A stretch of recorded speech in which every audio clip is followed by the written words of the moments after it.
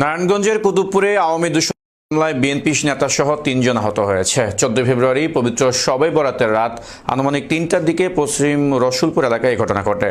আহতরা হলেন মাহফুজ খান, নাইম ও হিমেল। আহতরা জানায় হামলাকারীরা সকলেই আওয়ামী দুশোর কুতুবপুরের শীর্ষ সন্ত্রাসী মিরু বাহিনীর ক্যাডার। ছাত্র হত্যা মামলার আসামি কিশোর গ্যাং লিডার সন্ত্রাসী মোজাম্মেলের নেতৃত্বে এই হত্যা চালানো হয়।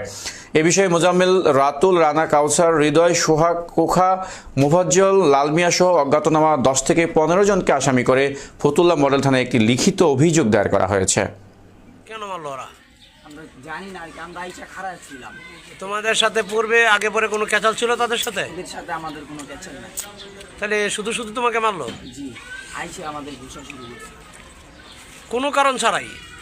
আমরা তো জানি না, ওদের সাথে আমাদের কোনো কিছুই ছিল না। কারা ছিল ওরা? আওয়ামী লীগের অনেকেই ছিল আর কি, মুজাম্মেল, জিরো, আরো অনেক লোক ছিল। কে কে চিনো তুমি তাদেরকে? আমি একজনকে চিনি, মুজাম্মেল, রাতুল, আরো অনেকজন আছে, রানা। তোমার যে বয়স, সেই বয়স অনুপাতে তো আওয়ামী লীগ বিএনপি থাকার কথা না, তা তোমাকে তারা আঘাত করলো কেন? আমার বন্ধু, হ্যাঁ, আমার গলিতে হারা দিচ্ছি, ওরা আইসা আমাদেরকে মেরা দিয়ে। এই